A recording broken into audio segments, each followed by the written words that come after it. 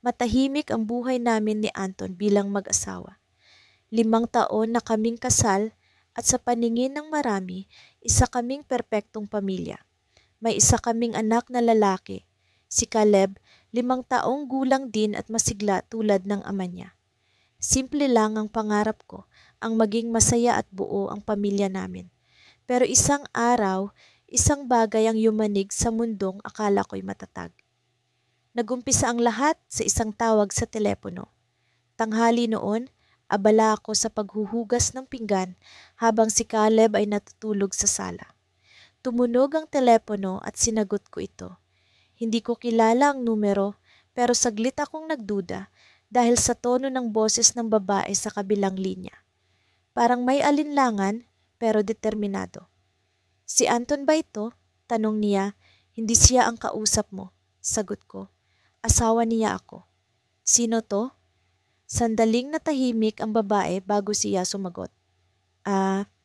Pasensya na. May kailangan lang akong itanong tungkol kay Anton.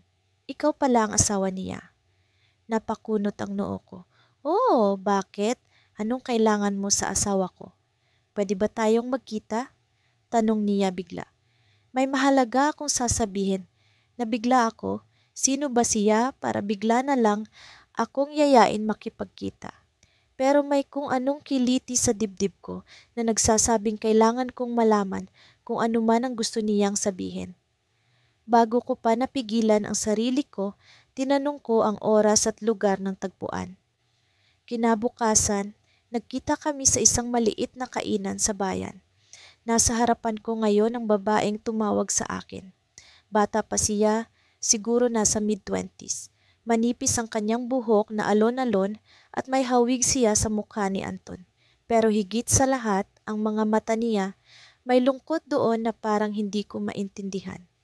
Pasensya na kung biglaan, simula niya habang tinatapik-tapik ang tasa ng kape sa mesa. Ako nga pala si Altia. Anong kailangan mo kay Anton? Tanong ko kaagad. Ayoko nang magpaligoy-ligoy. Tumitig siya sa akin, diretso, walang pag-iwas. May anak kami ni Anton. Parang may sumabog na bomba sa loob ng dibdib ko. Hindi ako agad nakapagsalita. Pakiramdam ko, natuyo ang lalamunan ko. Gusto kong matawa sa sinabi niya, pero may kung anong bigat sa boses niya na nagpatigil sa akin. Anong sinasabi mo? Halos pabulong kong tanong. Bago kayo nagpakasal, may relasyon kami ni Anton. Paliwanag niya. Hindi ko sinasadyang mabuntis, pero nang malaman niyang buntis ako, bigla na lang siyang nawala. Hindi niya alam na itinuloy ko ang pagbubuntis ko. May anak siya at gusto ko lang malaman kung handa siyang kilalanin ito. Hindi ko alam kung paano tatanggapin ang sinabi niya. Ang Anton na kilala ko ay mabait, mapagmahal at responsable. Paano niya nagawa ito? Bakit niya itinago ito sa akin? Napansin niya siguro ang panlalabo ng mga mata ko, kaya nagmadali siyang magsalita ulit. Hindi ako nandito para manggulo. Gusto ko lang ng kasagutan. Kung ayaw niya kaming tanggapin, okay na rin sa akin. Pero sana, malaman niya lang na may anak siya. Tumayo ako. Hindi ko na kaya pang makinig. Kailangan kong umalis, sabi ko nang hindi siya tinitingnan. Kinuha ko ang bag ko at naglakad palabas ng kainan. Naririnig ko pa ang pagtawag niya sa pangalan ko pero hindi ko na siya nilingon. At pagdating ko sa bahay, nandoon si Anton. Nakaupo siya sa sofa, nakaangat ang mga paa sa center table habang nanonood ng balita. Nang makita niya ako, ngumiti siya. Oh, kanina ka pa umalis? Saan ka nagpunta? Hindi ako sumagot.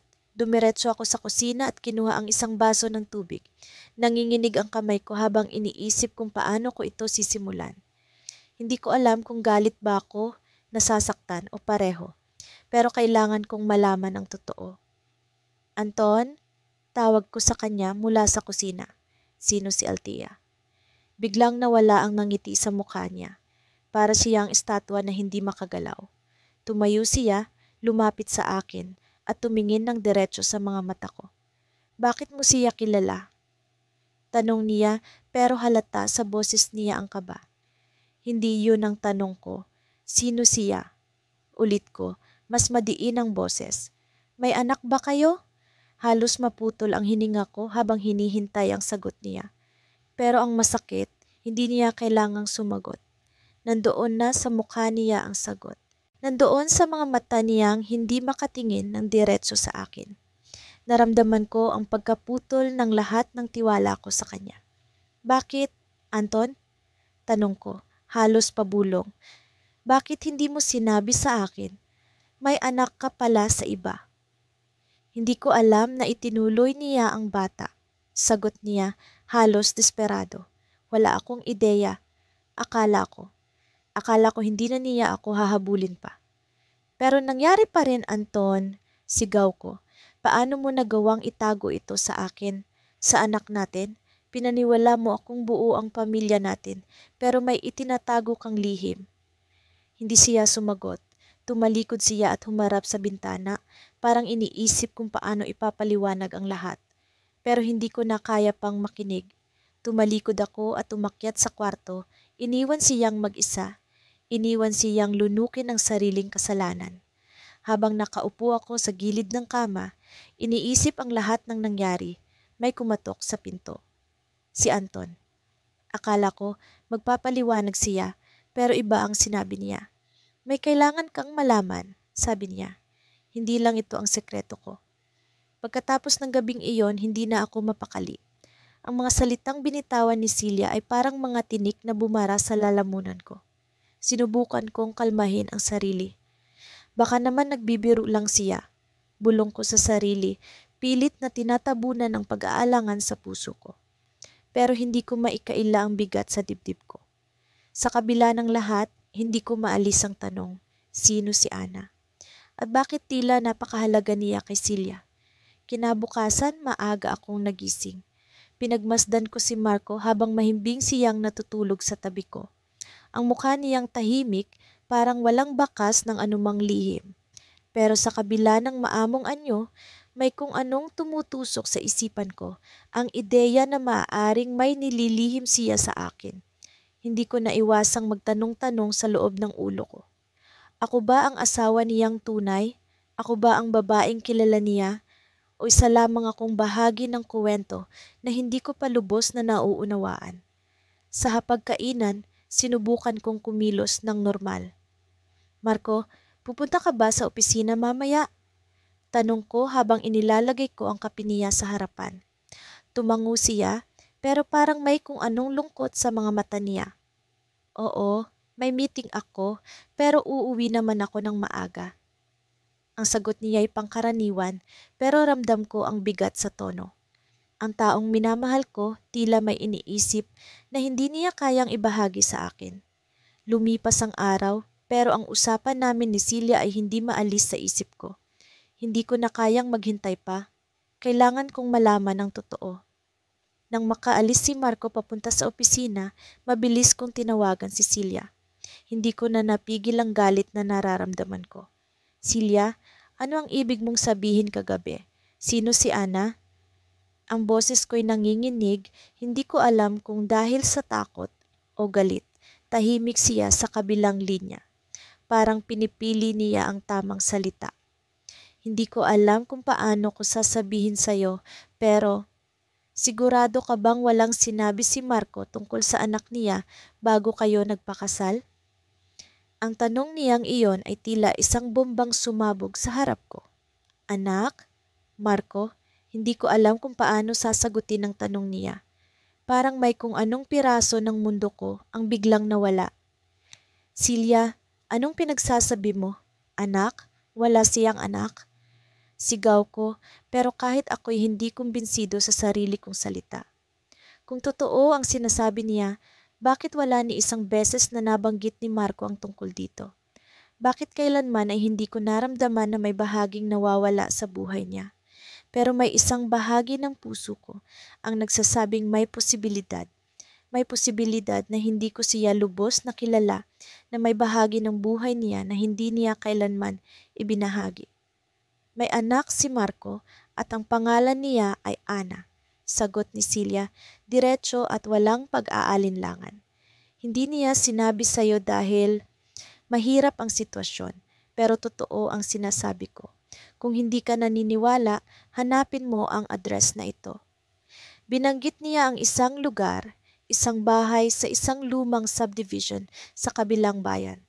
Hindi ko alam kung paano ako nakarating doon, pero ilang oras lang ang lumipas ay naroon na ako.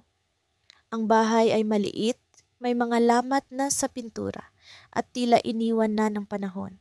Nasa harapan ako nito, pero hindi ko alam kung kaya kong tumuloy. Ang mga kamay ko'y nanginginig, parang may kung anong pumipigil sa akin. Pero kailangan kong malaman ang totoo. Kailangan kong harapin ang bahagi ng buhay ni Marco na tinanggihan niyang ipakita sa akin. Sa wakas, kumatok ako sa pintuan. Ilang sandali ang lumipas bago ito bumukas. Isang babae ang lumabas, batang-bata, siguro'y nasa huling bahagi ng kabataan niya. Ang mukha niya ay pamilyar, pero hindi ko maipaliwanag kung bakit.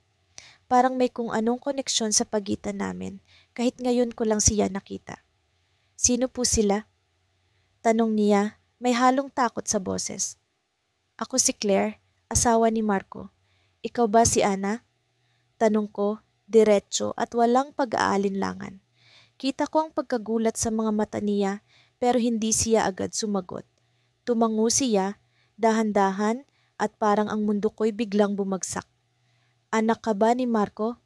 Tanong ko, kahit alam ko na ang sagot. Ang ekspresyon sa mukha niya ay sapat na para kumpirmahin ang lahat. Hindi ko alam kung paano ako dapat mag-react. Galit, lungkot, takot, lahat ng emosyon ay naghalo-halo sa loob ko. Ang lalaking minahal ko, ang lalaking pinakasalan ko, may anak pala at hindi niya kailanman sinabi sa akin. Pero bago ko pa man maiproseso ang lahat, may isang tinig na narinig mula sa loob ng bahay. Isang tinig ng babae. Ana, sino ang tao sa labas? Lumabas ang isang matandang babae, siguro'y nasa edad 50. Ang itsura niya'y pamilyar pero hindi ko alam kung bakit.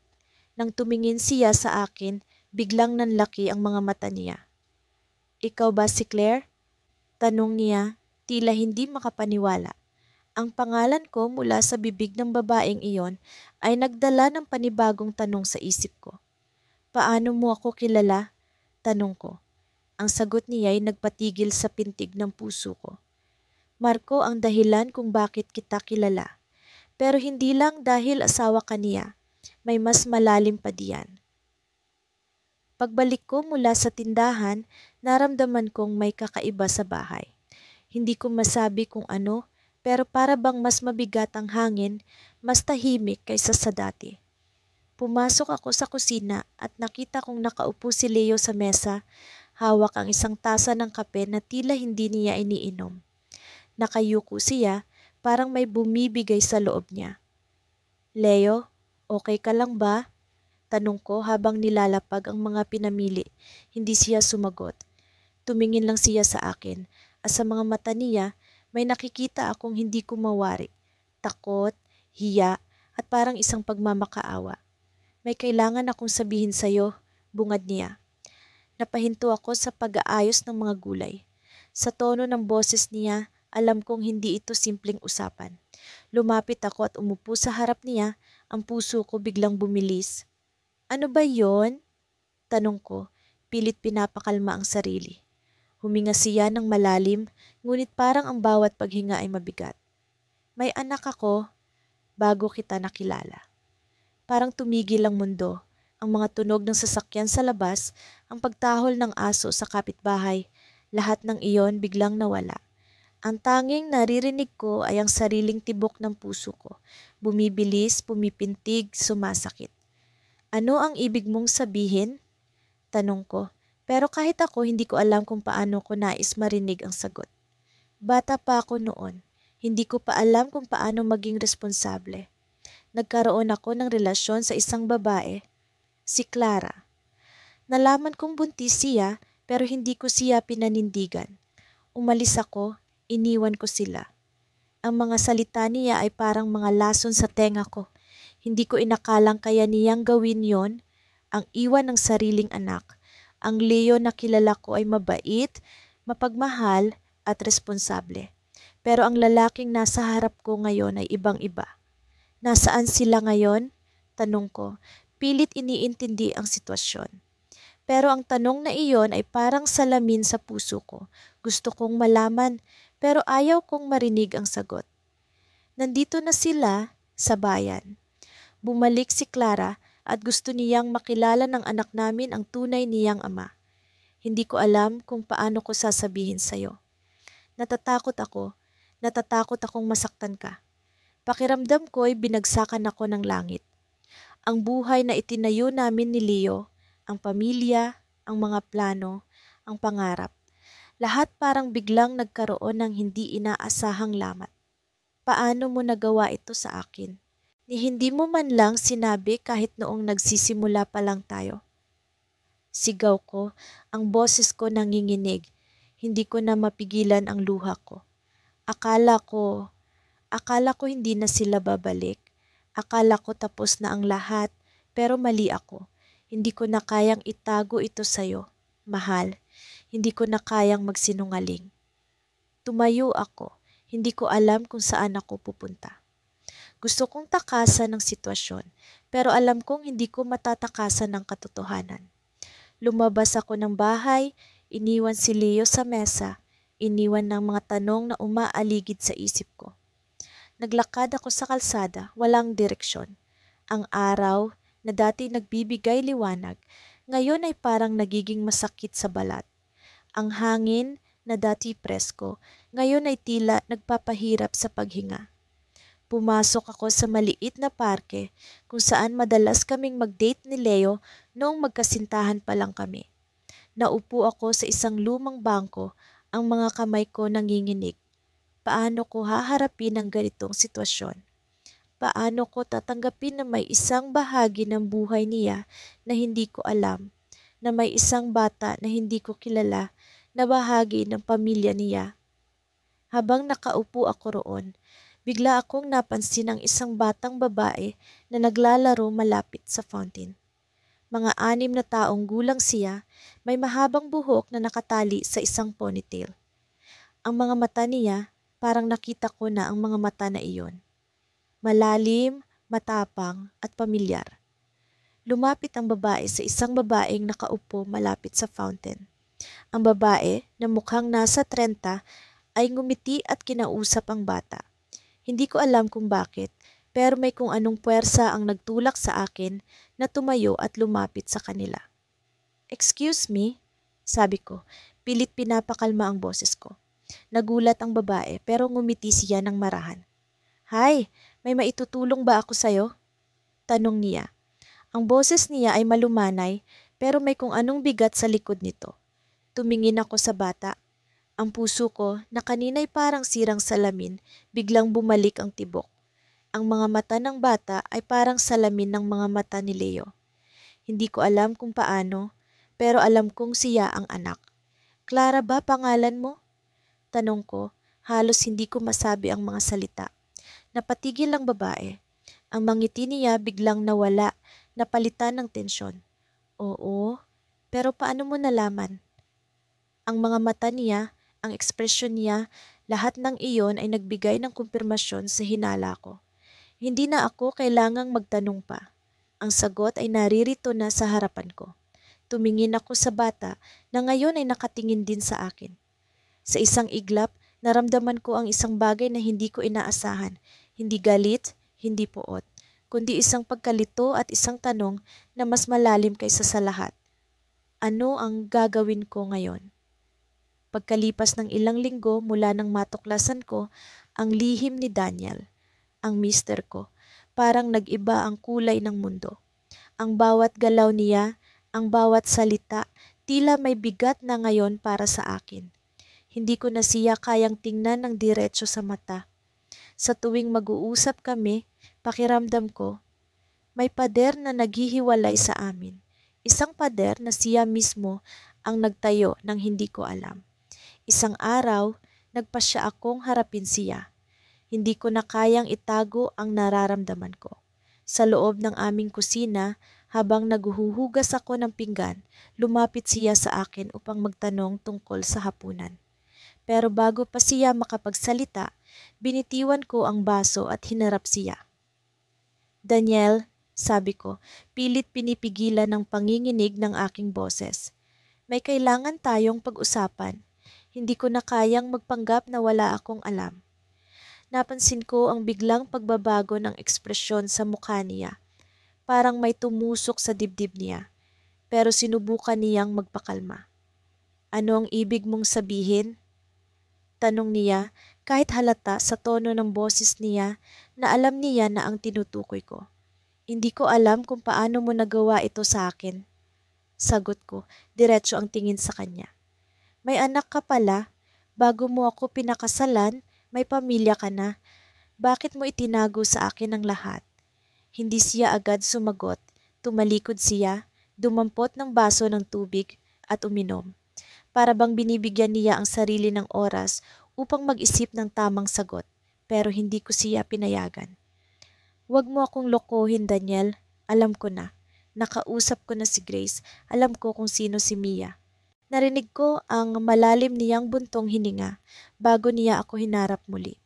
Hindi ko alam kung paano ko sasabihin sa iyo ang totoo, pero oo, may anak ako, si Mia.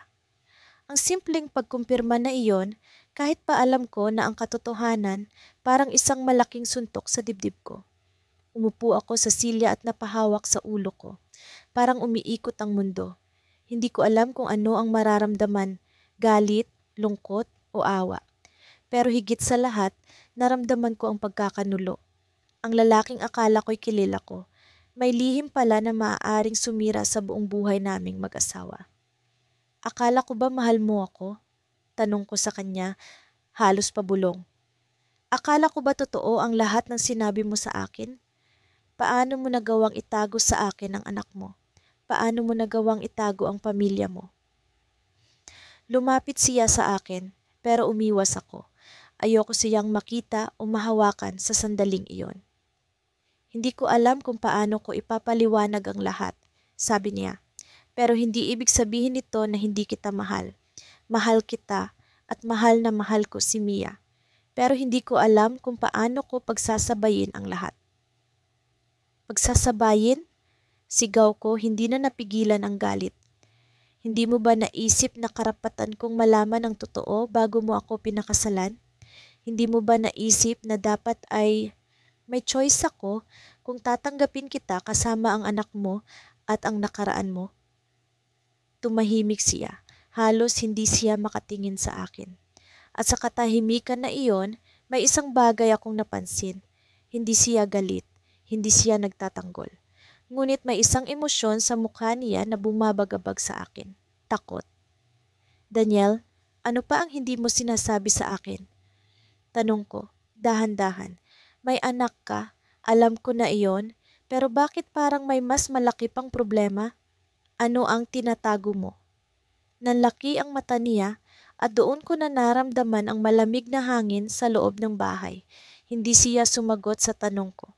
Sa halip, tumayo siya, kumuha ng jacket at naglakad palabas ng pintuan.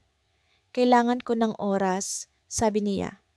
Naiwan akong mag-isa sa kusina, tulala sa mga nangyari. Pero hindi ko siya hinayaan basta na lang umalis. Tumakbo ako palabas ng bahay, hinabol siya habang naglalakad sa kalsada. Daniel, hindi mo ako pwedeng iwan ng ganito. Kailangan mong sagutin ang tanong ko. Huminto siya sa gitna ng daan, humarap sa akin at tumingin ng malalim sa mga mata ko. Hindi mo mauunawaan, Celeste, sabi niya, pero may isang bagay kang dapat malaman. Hindi lang si Mia ang anak ko. Napatigil ako sa sinabi niya, parang may sumabog na bomba sa mga tenga ko. Anong ibig mong sabihin? Tanong ko, halos hindi makapaniwala. May isa pa, sagot niya. At, hindi lang anak. May pamilya akong naiwan. Halos bumagsak ang tuhod ko sa bigat ng nadiskubre ko. Hindi lang pala si Mia ang anak niya. May isa pang bata at higit pa roon, may pamilya siyang iniwan bago niya ako nakilala. Ang lalaking minahal ko, ang lalaking pinakasalan ko, hindi lang may isa, kundi 2 buhay na itinago mula sa akin. At bago ko pa siya makuha ng sagot, tumakbo siya palayo. Iniwan akong nakatayo sa gitna ng kalsada, luhaan, basag, at hindi alam ang gagawin. Pagkagising ko kinaumagahan, tila mas mabigat ang dibdib ko kaysa kahapon. Hindi ko mawari kung paano ko haharapin ang araw na iyon. Nakatitig ako sa kisame ng aming kwarto, hinihintay na bumagal ang takbo ng mga iniisip ko. Pero imbis na kalmado ang dumating, bumalik-balik sa isipan ko ang larawan ng batang babae na nakita ko kahapon sa lumang kahon. Siya ang bata sa mga lumang litrato, ang batang may mga mata na hawig sa mata ni Martin, ang asawa ko. Hindi ako mapakali. Bakit hindi niya kailanman binanggit ito sa akin? Sino siya? Anak ba talaga ni Martin? At kung ganoon, ano ang nangyari sa kanila? Nagising si Martin sa tabi ko, hindi alam na kanina pa ako nag-aalala. Bumaling siya sa akin at ngumiti, pero hindi ko nagawang suklian iyon. Tumayo siya para maghanda ng agahan at naiwan akong tulala. Ang mga kilos niya ay walang kaalam-alam sa bagyong dinadala ko, hanggang sa hindi ko na napigilan ang sarili ko. Sinundan ko siya sa kusina at habang nagpiprito siya ng itlog, bigla akong nagsalita. Martin, may kailangan akong itanong sa'yo. Napatingin siya sa akin, halatang nagulat sa biglaang seryoso kong tono. Ano yon, mahal? Hindi ko alam kung paano sisimulan, pero para bang may lakas na dumaloy sa akin. Sino ang batang babae sa mga litrato na nasa kahon mo? Sandaling nanigas ang kanyang kamay sa hawakan ng kawali. Kitang-kita ko ang pag-aalinlangan sa mukha niya. Hindi siya agad sumagot, parang iniisip kung paano magpapaliwanag. Nang sa wakas ay nagsalita siya, mahina ang kanyang boses. Matagal na iyon, mahal. Hindi ko akalaing pag-uusapan pa natin. Hindi mo akalaing pag-uusapan pa natin? Martin, sino siya? Ang boses ko ay tumingkad sa tensyon. Anak mo ba siya? Hindi siya tumingin sa akin. Tila ang kawali at ang mga itlog ang naging dahilan ng kanyang pag-iwas. Pero sa wakas tumango siya. Oo, anak ko siya. Sumikip ang dibdib ko, parang hindi ako makahinga. Bakit hindi mo sinabi sa akin? Bakit mo itinago? Lumapit siya sa akin, hawak ang mga kamay ko, pero umiling ako at umatras. Hindi ko sinadya na itago, mahal. Hindi ko alam kung paano ko sisimulan. Bata pa ako noon. Hindi ko na nakikita ang nanay niya at hindi rin siya lumaki sa akin. Pero anak mo pa rin siya, Martin, napalakas ang boses ko. At ako asawa mo, pero bakit parang hindi ko kilala ang bahagi ng buhay mo? Hindi siya sumagot. Hindi ko alam kung nasaktan siya sa mga sinabi ko, pero sa puntong iyon, mas mahalaga sa akin ang mga sagot kaysa sa damdamin niya. Tumalikod ako at naglakad pabalik sa kwarto, hindi alintana kung anong iniwan kong tensyon sa kusina. Kailangan kong magpalamig, kailangan kong mag-isip. Sa halip na magkulong sa kwarto, naisip kong hanapin ang kahon. Gusto kong makita ang iba pang mga litrato, ang iba pang mga detalye tungkol sa batang iyon. Nasa ilalim ito ng kama, sa lugar kung saan ko ito una nakita. Binuksan ko ang kahon at doon ko nakita ang isang envelope na hindi ko napansin kahapon. May nakasulat na pangalan sa labas at hindi ko maipaliwanag, pero nagdulot ito ng kakaibang kaba sa akin. Ang pangalan sa envelope? Adisirim Sofia. Si tita. Binuksan ko ang envelope at nakita ko ang isang sulat. Ang papel ay luma na, may mga lukot sa gilid, pero malinaw pa rin ang mga letra. Nagsimula akong magbasa at sa bawat salita, parang may mabigat na kamay na humihila sa akin pababa. Martin, alam kong mahirap ito para sa ating dalawa, pero kailangan kong lumayo. Hindi ko kayang ipilit na maging magkasama tayo kung alam kong hindi mo ako mahal. Gusto kong malaman mo na mahal kita, pero mas mahalaga sa akin ang kapakanan ni Sofia.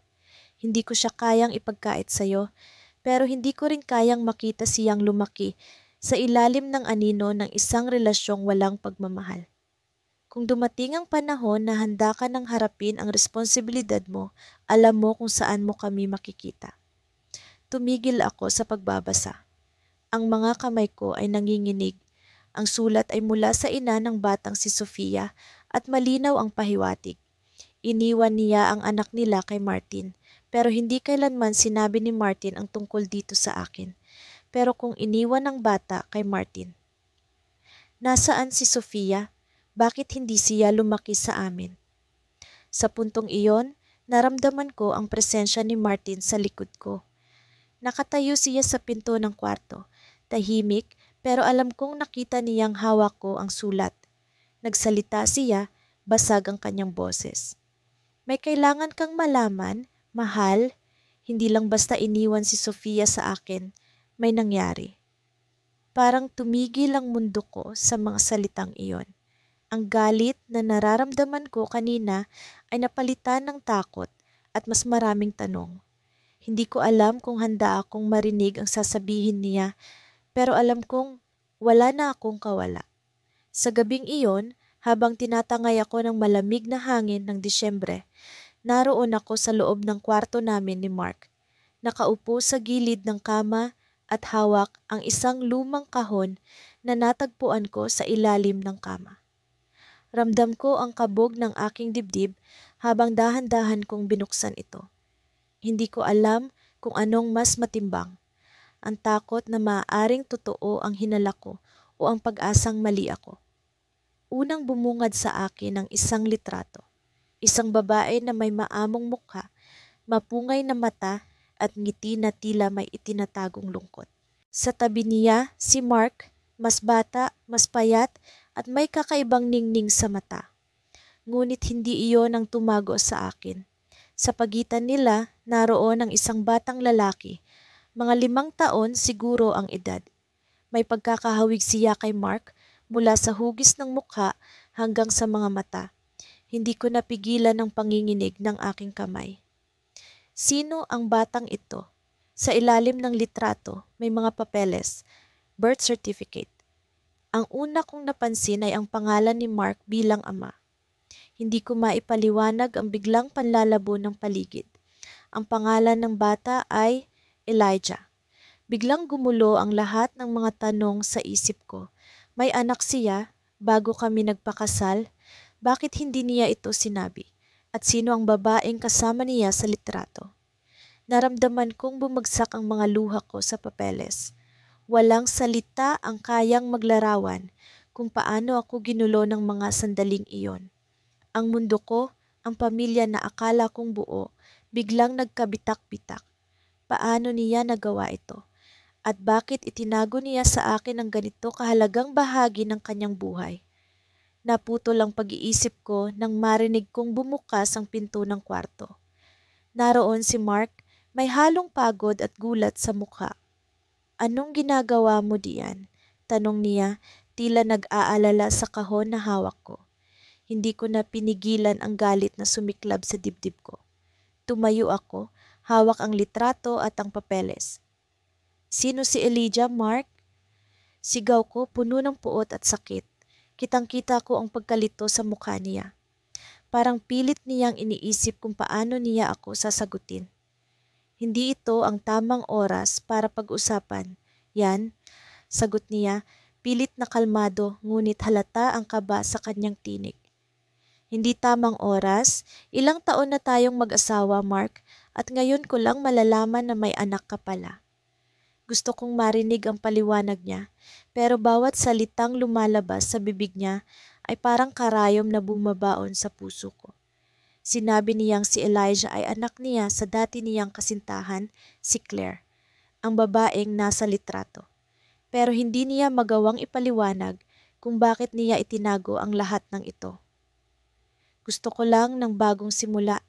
Ayoko nang madugtungan pa ang nakaraan ko, paliwanag niya, pero para sa akin hindi iyon sapat. Bagong simula? Paano mo masasabing bago kung may malaking bahagi ng buhay mo na hindi mo isinama sa akin? Sigaw ko habang ang mga luha ko ay tuluyang bumuhos. Hindi ko alam kung galit ako sa kanya o sa sarili ko dahil pinili kong magtiwala ng lubos? Tahimik si Mark, tila nag-iisip ng sasabihin, pero ang katahimikan niya ay lalo lang nagpalala ng sakit na nararamdaman ko. Tumalikod ako, kinuha ang kahon at naglakad palabas ng kwarto. Hindi mo pwedeng takasan ang nakaraan mo, Mark. Hindi mo pwedeng ikubli ito habang nandito ako, sabi ko.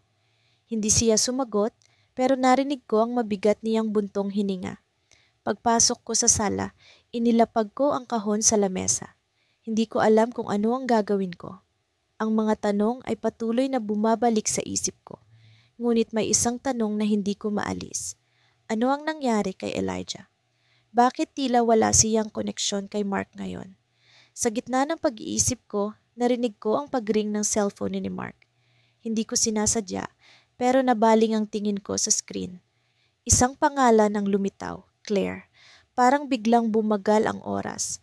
Paano niya nalaman ang tungkol sa tawag ni Claire? Hindi ko na napigilan ng sarili ko. Sinagot ko ang tawag. Hello? Tanong ko, pilit pinapakalma ang boses ko kahit nag-aalab ang puso ko. Walang sagot sa kabilang linya pero narinig ko ang mahinang boses ng isang babae. Mark, kailangan mo akong tulungan. Si Elijah, nasa ospital siya, malala ang kalagayan. Pagka-uwi ko mula sa opisina, tahimik ang buong bahay. Ang kakaibang katahimikan na tila may bumabalot na bigat sa hangin. Nakaupo si Leo sa sofa, nakayuko at nanlilimahid sa sariling isip. Hindi niya ako nilingon nang dumaan ako sa harap niya. Sa halip, nakatitig siya sa isang papel na hawak niya, tila may ibang mundong iniikutan ng kanyang diwa. Leo, may problema ba? Tanong ko ng may kaba. Nakaramdam ako ng malamig na simoy ng hangin na tila nagdala ng babala. Hindi siya sumagot. Halos marinig ko ang paghinga niya, mabilis, mabigat, parang may kinikimkim na matagal nang hindi masabi. Lumapit ako sa kanya at doon ko nakita ang papel na hawak niya. Isang larawan ng bata. Babae, halos mag-aapat na taon siguro.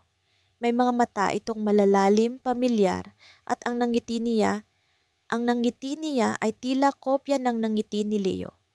Sino siya? Tanong ko, pilit inaalis ang panginginig sa boses ko. Sa wakas tumingin siya sa akin, ngunit hindi ko maipinta ang ekspresyon sa mukha niya. May halong takot, pagsisisi at lungkot. Hinanap ko ang mga salitang magpapaliwanag sa nararamdaman ko. Pero parang naubusan ako ng hangin. Hindi ko alam kung handa akong marinig ang sasabihin niya. Anak ko siya, bago kita nakilala, sagot niya ng mabagal. Bawat salita ay tila espada na tumatarak sa puso ko. Hindi ko alam kung paano ako tumayo. Parang bigla akong nawala sa mundo. Ang isip ko nagtatangkang unawain ng lahat, pero ang damdamin ko ay nagsisigawan ng galit, pagtataksil at pagdududa. Bakit ngayon lang? Bakit itinago niya ang ganito sa akin? Anong ibig mong sabihin, Leo? Anak mo? Saang babae? Bakit hindi mo sinabi sa akin? Hindi ko na napigilan ang galit na bumalot sa akin. Tumayo ako sa harap niya, ang mga kamay ko ay nanginginig sa pagkuyom. Si Angela, sagot niya, bahagyang yumuko ulit. Yung dating kasintahan ko, hindi ko alam na nabuntis ko siya noon. Iniwan niya ako, hindi ko na siya nakita. Hanggang sa isang linggo lang ang nakaraan, bigla siyang tumawag sa akin. Sinabi niyang may anak ako. At eto siya, itinaas niya ulit ang larawan. Hindi ko magawang tumingin. Bakit hindi mo sinabi agad sa akin? Bakit kailangan kong malaman ito ng ganito? Sigaw ko, hindi ko na napigilan ng pagluha. Ang sakit na nararamdaman ko ay parang mga alon na paulit-ulit na humahampas sa akin, walang tigil. Natakot ako, Clara. Natakot ako na baka iwan mo ako. Hindi ko alam kung paano ko sasabihin. Hindi ko rin alam kung paano ito tatanggapin. Ang boses niya ay puno ng pagsisisi, pero hindi nito naibsan ang bigat sa dibdib ko. Natakot ka? Natakot ka kaya itinago mo ang isang napakalaking bagay? Hindi ba't may kasunduan tayo, Leo? Walang sikreto, walang kasinungalingan. Ang sakit na nararamdaman ko ay hindi lang dahil sa anak niya, kundi sa kawalan ng tiwala niya sa akin. Naglakad ako papunta sa kusina, pilit hinahanap ang lakas ng loob para hindi tuluyang bumigay. Naririnig ko ang mga yapak niya sa likod ko, pero hindi ko siya nilingon. Ang mga salitang gusto kong sabihin ay nagkakabuhol-buhol sa isip ko. Paano ko haharapin ang ganitong sitwasyon?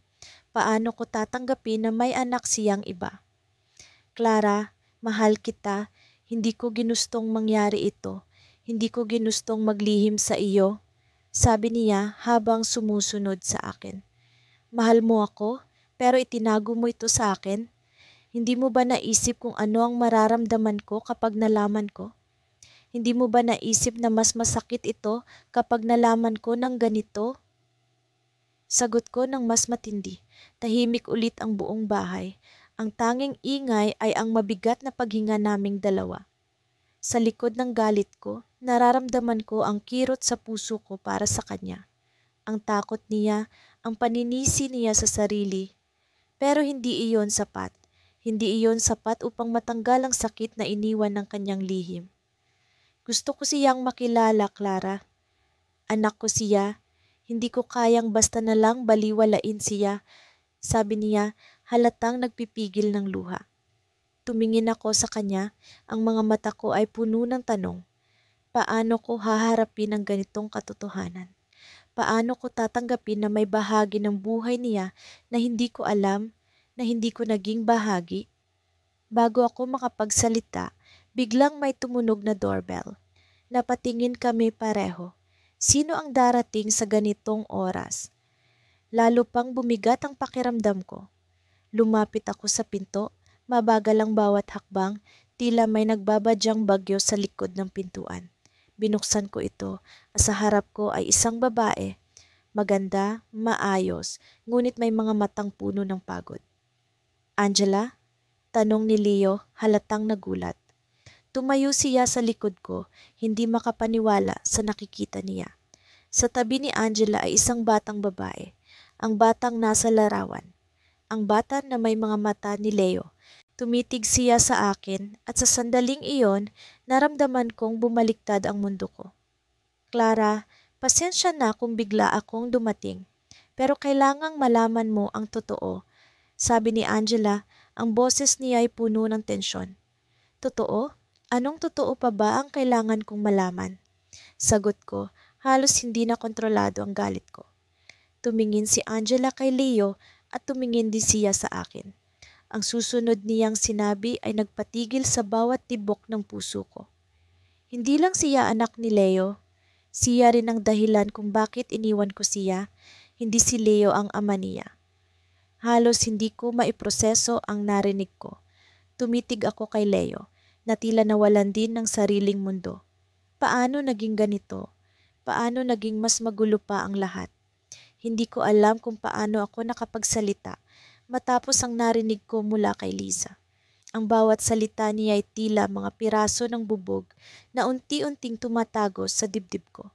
Si Liza, ang babaeng lumapit sa akin noong isang linggo, ang babaeng may mga mata na puno ng pighati, ay siyang ina ng anak ng aking asawa. Anak na ni minsan ay hindi ko narinig mula kay Daniel. Hindi ko intensyon na guluhin kayo, sabi ni Liza, nanginginig ang boses. Pero hindi ko na kayang magpanggap na hindi siya umiiral.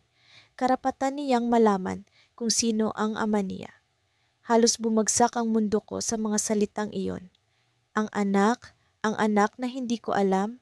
Paano? Kailan? Bakit walang nasabi si Daniel tungkol dito? Napakaraming tanong na naguunahan sa utak ko, pero ni isa'y hindi ko masagot. Ang tingin ko kay Liza, na kanina'y puno ng pagtataka, ngayon ay puno ng galit. Galit na hindi ko alam kung para sa kanya o para sa asawa ko. Paano mo nasabing siya ang ama? Tanong ko, pilit nilalabanan ng panginginig ng boses ko. Hinugot ni Liza ang isang lumang litrato mula sa bag niya. Sa larawan si Daniel, mas bata, mas payak, ay nakangiti habang nakayakap sa isang babae. Siya iyon, si Liza. Sa pagitan nila ay isang sanggol, halos kakapanganak pa lamang. Hindi ko maipagkakailang si Daniel ang nakapaloob sa litrato. Ang mga mata, ang nangiti, ang postura, lahat ay pamilyar. Siya ang ama ni Jacob, sabi ni Lisa habang iniaabot ang litrato sa akin. Ang pangalan ng bata ay parang kidlat na dumapo sa utak ko. Jacob, anak ng asawa ko. Gusto kong tumakbo, gusto kong sumigaw, pero natigilan ako. Parang may pader na pumigil sa akin mula sa paggalaw. Ang litrato ay nasa mga kamay ko na ngayon at tila lumalalim ang bawat tingin ko sa mukha ng sanggol. Maputi ang kutis, may konting kulot ang buhok, at sa bawat detalyeng napapansin ko, lalong bumibigat ang pakiramdam ko. Parang nakikita ko si Daniel sa kanya. Bakit hindi mo sinabi noon? Tanong ko, pilit nilalabanan ng luha. Bakit ngayon pa? Sinabi ko sa kanya, sagot ni Lisa, ang boses niya ay puno ng sakit. Sinabi ko noong nalaman kong buntis ako. Pero pinili niyang iwan kami. Gusto niyang tuparin ang mga pangarap niya, sabi niya. Ayaw niyang masira ang buhay niya dahil sa isang pagkakamali. Ang salitang pagkakamali ay parang dagok sa akin. Ako ba ang sagot sa kanyang mga pangarap? Ako ba ang dahilan kung bakit iniwan niya si Lisa at ang anak nila? Ang bawat tanong ay tila lason na dumaloy sa sistema ko. Matagal ko siyang pinatawad, dugtong ni Liza, pero hindi ko kayang patawarin ang sarili ko kung pababayaan kong lumaki si Jacob na hindi niya kilala ang ama niya. Sa sandaling iyon, naisip kong hindi lang si Daniel ang may kasalanan. Ako rin. Ako ang pumili sa kanya. Ako ang nagtiwala. Ako ang nagmahal. Pero bakit ganito? Kailangan kong marinig ang sagot mula kay Daniel. Hindi ako magpapakahirap sa mga kwento ng ibang tao. Gusto kong marinig kung paano niya ipapaliwanag ang lahat ng ito. Kung paano niya nasikmurang itago ang isang bagay na ganito kalaki sa akin. Pag-uwi ko sa bahay, si Daniel ay nasa sala, nagbabasa ng dyaryo na tila wala siyang anumang iniisip na mabigat. Ang normal na eksena ay parang panlilin lang. Hindi ko na kayang magpanggap. Daniel, tawag ko, malalim ang boses. Kailangan nating mag-usap. Tumingin siya sa akin, tila nagulat sa tono ko. Ano bang nangyari? Mukhang seryoso ka. Hindi ko alam kung paanong mag-uumpisa. Ang dami kong gustong itanong pero masyado akong galit para mag-isip ng maayos. Kaya't inilabas ko ang litrato mula sa bag ko at ibinato iyon sa mesa. Ano ito? Tanong ko, ang boses ko'y puno ng tensyon. Sino siya at bakit wala akong narinig tungkol dito? Halos hindi gumalaw si Daniel. Nakatitig siya sa litrato at sa unang pagkakataon, nakita ko ang takot sa kanyang mga mata. Hindi siya makapagsalita, hindi siya makagalaw, parang nilalamon siya ng bigat ng litrato. Sumagot ka, Daniel? Sigaw ko, hindi na kayang pigilan ng galit. Napabuntong hininga siya at sa wakas nagsalita. Hindi ko alam kung paano ko sasabihin sa'yo. Hindi ko alam kung paano ko haharapin ang lahat ng ito. Bakit hindi mo sinabi? Tanong ko, umiiyak na. Bakit mo itinago sa akin? Dahil takot ako, sagot niya, ang boses niya'y basag. Takot akong mawala ka. Takot akong hindi mo maintindihan. Alam kong mali, pero ginawa ko ito dahil mahal kita. Ang salitang mahal ay parang wala ng halaga. Parang isang basag na salamin na hindi mo na pwedeng buuin. Mahal? Kung tunay siyang nagmahal, bakit niya itinago ang katotohanan? Kung tunay siyang nagmahal, bakit niya pinabayaan ang anak niya? Hindi mo ba naisip na karapatan kong malaman ang totoo? Tanong ko, nanginginig. At ang bata, karapatan niyang makilala ang ama niya. Hindi siya sumagot.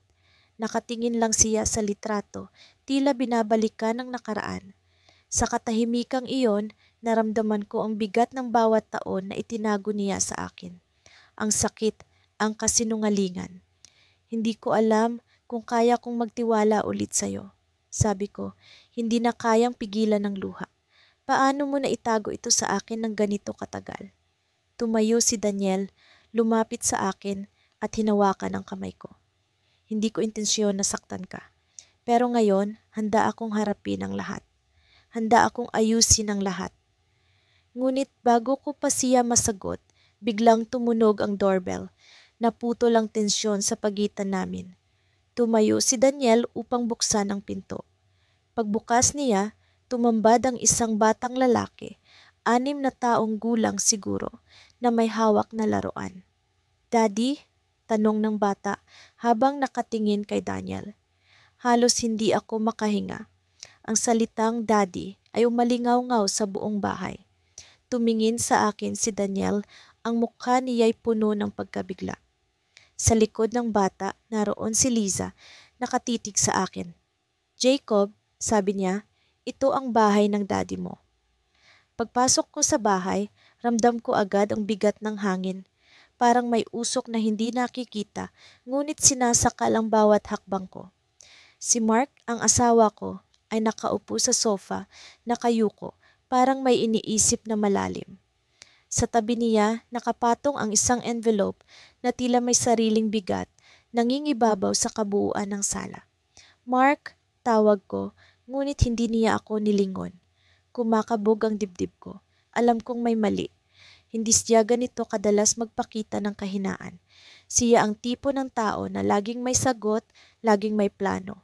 Ngayon, mukha siyang isang lalaking na walang bigla ng direksyon. Lumapit ako. Ang envelope ay bahagyang nakabukas, sapat para makita ko ang unang linya ng sulat sa loob. "Mark, bakit mo tinanggap ito?" tanong ko, sabay kuha sa envelope. Hindi siya sumagot. Tahimik na tumulo ang luha niya, isang bagay na bihira kong makita sa kanya. Ang mga mata niya, puno ng pagsisisi, ay tumingin sa akin. Binuksan ko ang sulat. Ang unang linya ay sapat na para patigilin ang mundo ko. "Sa pag-asa na makilala mo ako bilang ama ko, hindi ko maipaliwanag ang naramdaman ko noon. Parang may pumasok na matalim na karayom sa puso ko. Iniwan akong nawawala sa kawalan." "Anong ibig sabihin nito, Mark?" tanong ko habang nanginginig ang mga kamay ko. Sa sulat may pangalan ng isang bata, Lucas, at isang litrato na halatang kinuha sa simpleng cellphone. Ang bata, mga 7 taon siguro, may mga mata na pamilyar. Masyadong pamilyar. Hindi ko alam kung paano sasabihin sa'yo. Bungad ni Mark, halatang hirap na hirap. Pero bago kita nakilala, may nangyari. Hindi ko inakalang. Hindi ko inakalang magkakaroon ng anak iyon. Parang bumagsak ang buong mundo ko. Ang mister ko, ang taong pinagkatiwalaan ko ng buong puso ko, ay may anak na hindi niya sinabi sa akin. Ang mas masakit pa, ang bata ay tila nabubuhay sa kawalan, naghahanap ng koneksyon na hindi niya kailanman makukuha mula sa ama niya. "Bakit mo itinago ito, Mark? Bakit mo ako niloko?" Sigaw ko, hindi na alintana ang tunog ng boses ko. May karapatan akong malaman ang lahat ng ito bago pa man tayo nagpakasal. Anong klasing tao ka? Hindi siya sumagot. Tumayo siya, lumakad papunta sa bintana at tumingin sa labas. Parang gusto niyang tumakas sa sitwasyon, ngunit alam niyang wala siyang kawala. Hindi ko alam kung galit ba ako, nasasaktan o pareho. Ang damdamin ko ay parang alon, paulit-ulit na bumabangga sa pader ng kawalan. Gusto kong hanapin siya, bulong niya. Gusto kong makita ang anak ko. Hindi ko alam kung paano ko haharapin ito, pero kailangan ko siyang makilala. Napalakas ang tawa ko, hindi dahil sa saya, kundi sa kabalintunaan ng lahat. Gusto mo siyang hanapin, ngayon, matapos mong itago sa akin ang lahat? Mark, hindi ito usapang simpleng sorry. Anak ang pinag-uusapan natin dito. Anak na hindi mo man lang naisip na ipaalam sa akin, sa asawa mo. Gusto kong magwala, gusto kong iwanan siya sa oras na iyon. Pero may parte ng puso ko na ayaw sumuko. Mahal ko si Mark, mahal ko ang pamilya namin, pero paano ko nga ba matutunan ang magpatawad sa ganitong klaseng pagkukulang? May anak pa ba akong hindi alam? Tanong ko, puno ng sarcasm ngunit may bahid ng takot. Tiningnan niya ako, ang mga mata niya puno ng sakit. Wala. Siya lang, hindi ko rin alam kung paano nangyari ito. Hindi ko rin alam kung paano ko nagawang manahimik. Naupo ako sa sofa, hawak ang litrato ng bata. Si Lucas ang anak ni Mark, ang batang iniwan sa kawalan. Hindi ko alam kung paano haharapin ang bagong realidad na ito. Parang may malaking pader ang bumangga sa pagitan namin at hindi ko alam kung kaya ko pa itong gibain. May kailangan kang gawin, sabi ko, diretso, malamig. Hanapin mo siya, hindi para sa sarili mo, kundi para sa kanya. Kung talagang ama ka, magpakita ka bilang ama. Pero tandaan mo, Mark, hindi ko alam kung kaya kong maghintay habang ginagawa mo ito. Tumayo ako, iniwan siya sa sala, iniwan siya sa sarili niyang gulo. Pumasok ako sa kwarto, ngunit ang larawan ng bata ay hindi na maalis sa isip ko. Parang nakatingin siya sa akin, humihingi ng tulong, humihingi ng pag-unawa. Ngunit paano ko magagawa iyon kung ako mismo ay basag? Habang nakaupo sa gilid ng kama, may narinig akong tunog mula sa bag ko. Ang cellphone ko. May mensahe. Binuksan ko at isang numerong hindi ko kilala ang nagpadala. Walang pangalan, walang pagpapakilala, ngunit ang mensahe ay nagpatigil sa hininga ko. Alam kong nalaman mo na ang tungkol kay Lucas, pero hindi ito ang buong kwento. Panganib ang dala ng bata sa inyo. Hindi siya tulad ng iniisip mo. Halos mahulog ang cellphone ko. Sinong nagpadala nito? Anong ibig sabihin nito? Lumabas ako ng kwarto. Tinignan si Mark na tahimik pa ring nakayuko sa sofa. Walang kamalay-malay sa natanggap ko. Hindi ko alam kung dapat ko bang sabihin sa kanya ang mensahe. Ngunit sa isang iglap na pagtanto ko, ang lihim na ito ay mas malaki pa sa amin. Pagkatapos ng mahabang araw na tila puno ng kawalang katiyakan, nauwi ako sa kusina nang hindi ko namamalayan na lumalalim na ang gabi. Ang mga kamay ko'y nanginginig habang hinahalo ang kumukulong sabaw sa kaldero. Hindi ko alam kung dahil sa lamig ng hangin o dahil sa bigat ng lahat ng natuklasan ko. Ang bawat tunog ng kutsarang tumatama sa bakal na kaserola ay parang martilyong bumubuo ng mga tanong sa aking isipan. Bakit hindi niya sinabi? Bakit itinago niya ang ganitong klasing lihim?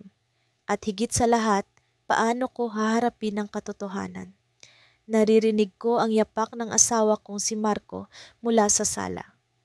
Malapit na siyang kumain pero hindi ko alam kung paano ko siya titingnan nang hindi ako masabog sa galit o lungkot. Kahapon ko lang nalaman ang tungkol sa bata. Ang anak na iniwan niya bago niya ako pinakasalan. Mula sa kwento ng tiyahin niyang si Linda na aksidenteng nabanggit ang batang lalaki, napagtanto kong may bahaging buhay si Marco na hindi ko kailanman naging bahagi. May anak siya, Clara, bago kayo nagpakasal. Malumanay, ngunit may bigat ang boses ni Tia Linda. Hindi ko magawang magsalita ng mga oras na iyon. Ang bawat salita niya ay parang mga matatalim na salitang tumatarak sa puso ko. Sa ngayon, ang bata ang nasa isip ko. Saan siya? Sino ang nag-aalaga sa kanya? At bakit tila walang bakas ng pagsisisi sa mukha ni Marco tuwing nag-uusap kami? Pilit kong tinapos ang pagluluto, kahit parang hindi ko kaya. Puno ng tanong ang isip ko, pero wala akong lakas para sagutin ang mga ito. Pagkatapos kong ilagay ang huling ulam sa mesa, pumasok si Marco sa kusina. Nakangiti, parang wala lang. Nang makita niya ako, niyakap niya ako mula sa likod. Ngunit ang dating init ng yakap niya ngayon ay nagdulot na lamang ng lamig sa aking dibdib. Ang bango naman, mahal, gutom na ako, sabi niya, sabay halik sa pisngi ko.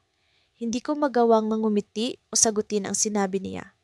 Tumango lang ako at nagpaalam na pupunta muna ako sa banyo. Sa harap ng salamin, tinitigan ko ang sarili ko. Bakit ko hinahayaan ang lahat ng ito? Bakit ko hinahayaan na magpatuloy ang kasinungalingan niya? Pagbalik ko sa hapagkainan, tahimik kaming kumain. Ang bawat tunog ng kutsara at tinidor ay parang palakpak ng konsyerto ng katahimikan. Hindi ko alam kung nararamdaman niyang may mali o sadyang magaling lang siyang magpanggap. Marco, biglang lumabas sa bibig ko ang pangalan niya. Napatigil siya sa pagnguya at tiningnan ako. Halatang gulat sa bigla kong pagtawag. May itatanong ako sa'yo, dagdag ko, habang pilit kong kinakalma ang sarili upang huwag magmukhang galit. Ano yon, mahal? Tanong niya, halatang pinag-iisipan ng tono ko. May anak ka ba? Diretsahan kong tanong. Hindi na ako nag-abala pang paligoy-ligoy. Ramdam ko ang biglang pagtigil ng paghinga niya. Tumahimik ang buong kusina. Ang mata niya'y mabilis na umikot sa paligid, tila naghanap ng sagot na hindi niya alam kung saan kukunin. Ano? Clara, anong sinasabi mo? Tanong niya, pilit na tumatawa pero halata ang kaba sa boses niya. May anak ka ba? Ulit ko, mas madiin, hindi ko na siya binigyan ng pagkakataong umiwas. Ang mga mata niya'y parang nagkakagulo sa paghahanap ng sagot pero hindi na niya ako malilinlang. Alam ko na ang totoo. Sa wakas, bumitaw siya sa kanyang kubyertos at hinawakan ang noo niya. Ramdam ko ang bigat ng hangin sa pagitan naming dalawa. Clara, hindi ko alam kung paano ko sasabihin to sa'yo. Simula niya. Ang tono ng boses niya ay punong-puno ng pagsisisi. Ano ang hindi mo alam? Na may anak ka? O kung paanong itinago mo sa akin ang katotohanan? Mabilis kong sagot, hindi na ako nakapagtimpi. Ramdam ko ang panginginig ng kamay ko, pero hindi ko pinahalata. Oo, may anak ako. Sa wakas, inamin niya. Ang mga salita niya ay parang kidlat na tumama sa akin. Hindi ko alam kung magagalit ako, magpapatawad o tuluyang mawawasak. Bago pa kita nakilala, may nangyari sa akin na hindi ko inaasahan. Isang pagkakamali, isang gabi. Pero hindi ko sinasadyang iwan siya. Pagkakamali? Anak mo siya, Marco? Putol ko, hindi ko na napigilan ang panginginig ng boses ko. Ang mga mata ko'y puno ng luha pero hindi ko hinayaang tumulo iyon. At paano mo nagawang magpakasal sa akin nang hindi mo sinasabi ang ganito? Hindi ko alam kung paano sisimulan, Clara. Natatakot ako. Ayokong mawala ka sa akin. Sagot niya, pilit na hinahawakan ng kamay ko. Pero tumayo ako, lumayo sa kanya. Hindi ko alam kung kaya ko pa siyang tingnan. Nasaan ang bata? Tanong ko. Diretso, puno ng galit. Hindi ko siya hinayaang sumagot ng paligoy-ligoy. Tahimik siya, pero maya-maya umiling siya. Hindi ko alam. Ang sagot niya ay parang isang palaso na tumama sa puso ko. Paano niya hindi alam? Anak niya iyon. Paano mo hindi alam? Iniwan mo lang ba siya? Hindi ko na napigilan ang luha ko. Bumagsak ang mga ito sa pisngi ko habang tinititigan ko siya, puno ng galit at awa. Clara, hindi ganon kadali. Hindi ko siya iniwan. May nangyari. May taong nang-agaw sa kanya. Hindi ko alam kung paano ko siya mahahanap. Pero sinubukan ko, hanggang na ngayon, sinusubukan ko. Sagot niya, puno ng desperasyon. Hanggang na ngayon? Ulit ko, hindi makapaniwala. Bakit hindi mo sinabi sa akin?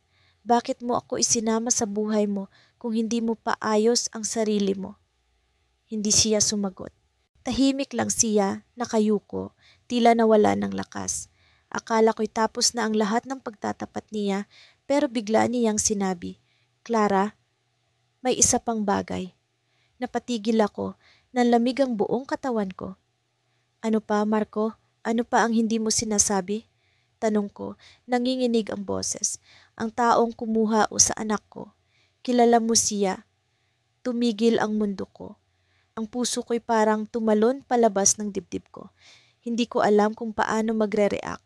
Sino? Paano? Ngunit bago pa ako makapagtanong, biglang tumunog ang telepono sa mesa.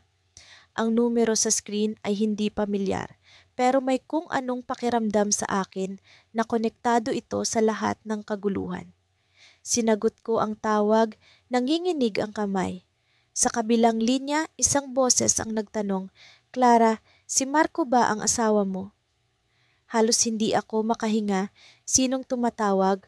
At bakit parang alam niya ang lahat?